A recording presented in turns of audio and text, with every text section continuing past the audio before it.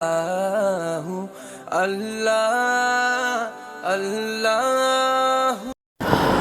باللہ من الشیطان الرجیم بسم اللہ الرحمن الرحیم. خواتین و حضرات السلام علیکم ورحمۃ اللہ وبرکاتہ و مغفرتہ. پروگرام احکام شریعت اور فقہ حنفی سے متعلقہ مسائل کے ساتھ حاضر ہیں. ایک بھائی نے کوشچن کیا تھا کہ بعض اوقات نکاح میں فاسق و فاجر لوگ گواہ بنتے ہیں، جبکہ ہم نے سنا ہے کہ شرعی لحاظ سے ان کی گواہی تو معتبر نہیں ہے، تو کیا حکم شرع ہوگا؟ دیکھیں، نکاح میں فاسق و فاجر گواہ بن سکتے ہیں. گواہی کے سلسلے میں جو آپ نے سنا وہ تھوڑا سا آپ کو مسٹیک ہوئی. دو چیزیں ہوتی ہیں، ایک ہوتا ہے گواہ بننا، ایک ہوتا ہے گواہی ادا کرنا. جب نکاح میں ہوتے ہیں تو کچھ بولنا تو نہیں پڑتا، وہ تو گواہ بن رہے ہوتے ہیں. تو یاد رکھیں کہ گواہ بننا یہ فاسق و فاجر کے لیے بھی جائز ہے. لیکن اگر کبھی جھگڑا ہو، کوئی پریشانی ہو، کورٹ میں جانا پڑے اور پھر گواہی دینے کی باری آئے تو پھر فاسق و فاجر کی گواہی معتبر نہیں ہوتی بلکہ عادل شخص کی ہوتی ہے. اس وجہ سے آپ نے دونوں کو گڑمڑ کر دیا. ایک یہ جو پہلے والا ہے نا، اس کو تحمل شہادت کہتے ہیں. اگر لفظ یاد رہے کہ فاسق فاجر بس سن رہا ہے اور اس پہ گواہ بن رہا ہے، اس کو کہتے ہیں تحمل شہادت. اور جب باقاعدہ گواہی دینی پڑے اس کو کہتے ہیں ادائے شہادت. تو فاسق و فاجر کے لیے تحمل شہادت جائز ہے، ادائے شہادت جائز نہیں ہے. لیکن اب میں ایک تھوڑی سی اس میں بات عرض کرتا ہوں. بالکل مسئلہ یہی ہے کہ عادل کی گواہی معتبر ہے، بلکہ کیسز کے اندر دو عادل گواہ ہونے چاہیے. لیکن اب ہمارے یہاں برٹش لا ہے، ہماری کورٹس کے اندر ایک آدمی کی گواہی بھی معتبر ہے اور اس کا عادل ہونا بھی ضروری نہیں ہے. فساق و فجار کی گواہی کے اوپر ادائے شہادت پر بھی فیصلے ہو رہے ہیں، اور ایک فیصلہ نہیں، لاکھوں فیصلے ہو رہے ہیں. لہٰذا اب یہ بہت ہی دردناک سی ایک صورتحال ہے. تو ایسی صورت میں اگر آپ عادل کو ڈھونڈنے چلے جائیں گے کہ عادل آدمی آئے تب گواہی ہو تب کیس آگے بڑھے، تو میرے خیال میں آپ کو اس زمانے میں اگر آپ 1 کروڑ آدمی لیں گے نا، تو جو واقعی عادل ہے، جیسے کہ امام اعظم رضی اللہ تعالی عنہ تو ظاہری عدالت کا اعتبار کرتے تھے. ظاہری عدالت کا مطلب مسلمان ہو، ظاہر اس کا شریعت کے مطابق ہو، وہ جھوٹا ووٹا مشہور نہ ہو بس، اور نمازی ہو، تو یہ عدالت کافی تھی اس کی. یہ عادل کہلاتا تھا اور یہ عدالت کافی، اس کو عدالت ظاہرہ کہتے ہیں. لیکن جب آپ کے شاگردوں کا دور آیا جن کو ہم صاحبین کہتے ہیں، امام ابو یوسف، امام محمد رضی اللہ تعالی عنہما، تو آپ نے دیکھا کہ لوگ بظاہر داڑھی رکھی ہوئی نماز بھی پڑھ رہے ہیں، لیکن مارکیٹ میں جا کر پوچھیں تو سب سے بڑا فراڈیا یہی، خاندان کے اندر غلط حرکتیں، دوستوں کے مابین غلط. تو اس کو پھر یہ انویسٹیگیشن آپ نے لازم قرار دی کہ اس کو یہ تلاش کریں کہ مارکیٹ میں کیسا ہے، فلاں جگہ کیسا ہے. اس کو کہتے ہیں عدالت باطنہ. یعنی اچھی طریقے سے انویسٹیگیشن کر کے معلوم کیا جائے کہ جیسا اس کا ظاہر ہے، اس کے افعال و اعمال بھی ویسے ہیں یا نہیں ہیں. تو انہوں نے اپنے زمانے میں عدالت ظاہرہ اور عدالت باطنہ دونوں کی موجودگی کے بعد کسی شخص کو عادل قرار دینے کا حکم دیا، ورنہ وہ عادل نہیں ہے. عادل نہیں ہے تو گواہی بھی نہیں دے سکتا. لیکن آج کل کے دور میں آپ بتائیے عادل کہاں سے ملیں گے؟ لوگ نماز نہیں پڑھ رہے. ظاہر دیکھیں تو دور سے اگر مسلمان آ رہا ہو، ناراض مت ہوئیے گا کوئی بھائی بہن ہم سے، دور سے اگر مسلمان آ رہا ہے تو ہم یہ فیصلہ نہیں کر سکتے کہ یہ مسلمان آ رہا ہے یا کافر آ رہا ہے. ہم نے اپنا طرز عمل، ہم نے اپنا ظاہر بالکل ایسا کر لیا کہ اسلامی تشخص سے تو ماذ اللہ ثم ماذ اللہ ایسا لگتا ہے، ہمیں چڑ سی ہو گئی ہے، ایک نفرت سی ہو گئی ہے، ایک کراہت سی ہو گئی ہے. ہم نے اس کو ایک مخصوص طبقے کے ساتھ مخصوص کر دیا. یہ مولوی طبقہ کرے، جو عورتیں نماز پڑھتی ہیں، غیبت نہیں کرتی، وہ برقع پہنے، نقاب کریں، ہم نہیں کریں گے. یعنی اسلامی تشخص سے ایسی ایک کراہت اور نفرت کا دور چل رہا ہے کہ جس میں دور سے آنے والے کا پتہ ہی نہیں چلتا کہ بیچارہ مسلمان ہے یا کافر. تو پھر لازم بات ہے وہ عادل بھی نہیں ہے. جب عادل نہیں ہے تو اب عادل ڈھونڈنے کے بعد آپ فیصلے کیسے کروائیں گے، مجھے یہ بتائیے.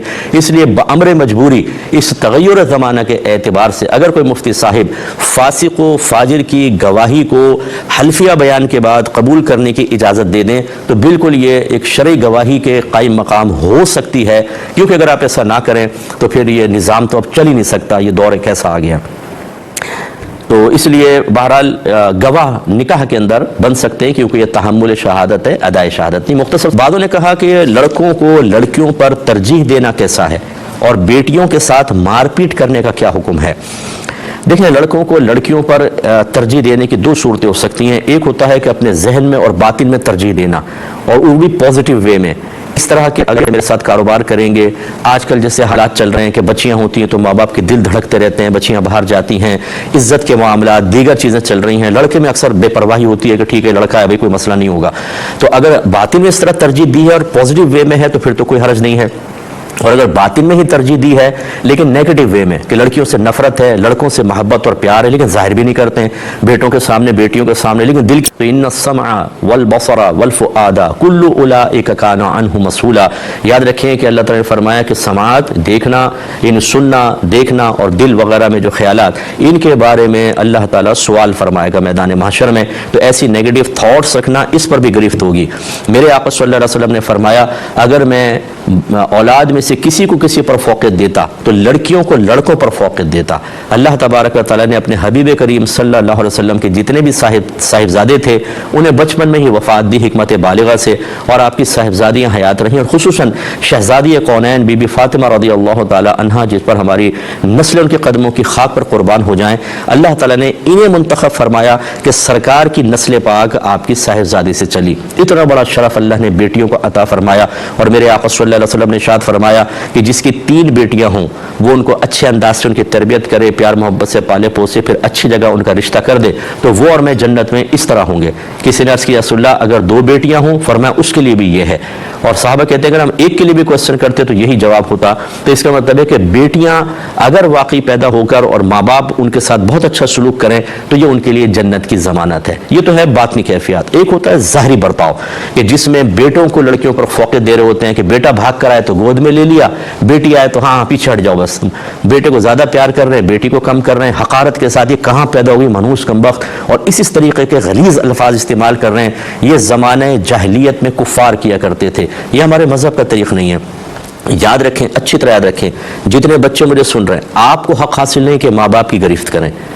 سرکار نے فرمایا وَإِن ظَلَمَاهُ وَإِن ظَلَمَاهُ وَإِن ظَلَمَاهُ، اگر ماں باپ اگرچہ ظلم بھی کریں، ظلم کریں، اولاد کو فرما برداری اختیار کرنی ہے. لیکن میں ایک عالم دین ہوں، میں سمجھا سکتا ہوں، مجھے اللہ نے یہ منصب دیا ہے تو میں ماں باپ کو سمجھا رہا ہوں. آپ اگر ماں باپ ہیں تو اس کا مطلب یہ نہیں کہ اپنی اولاد کے ساتھ آپ جیسا مرضی رویہ رکھیں.